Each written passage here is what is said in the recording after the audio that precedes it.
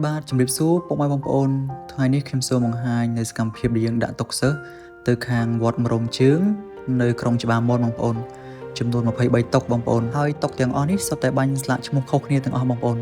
ចំនួន23តុនិងចំនួន23ស្លាកឈ្មោះបងប្អូនជាអំណោយឧបត្ថម្ភរបស់ពុទ្ធបរិស័ទទៅខាងវត្តមរំជើងបងប្អូនអាចមើលបានសាច់ឈើស្អាតល្អភ្លឺរលោងអញ្ចឹងបងប្អូនជាមួយនឹងឆ្អឹងតុកមាំល្អឆ្អឹងតុកយើងផ្សារចេញមកគឺមាំតែម្ដងបងប្អូនយើងផ្សារប្រតិកលាគ្នាអញ្ចឹងបងប្អូនហើយឆ្អឹងដែកយើងប្រើទីផ្សារបងប្អូនចង់បានឆ្អឹងដែកពណ៌ខ្មៅក៏បានពណ៌សក៏បាន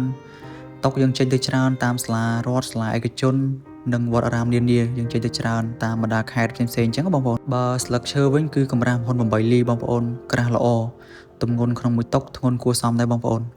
បើបងប្អូនក៏ដូចជាលោកគ្រូអ្នកគ្រូមានតម្រូវការតុកសិស្សកៅអីសិស្សក្តារខិនកញ្ចក់ឈុតតុកគ្រូឈុតតុកសិស្សផ្សេងៗបងប្អូនអាចធ្វើការតាក់ទងបានតាមលេខទូរស័ព្ទ3ប្រព័ន្ធខាងលើឬឆាតមក Facebook Page ឬ Telegram របស់យើងខ្ញុំបាទសូមអរគុណសូមជម្រាបលា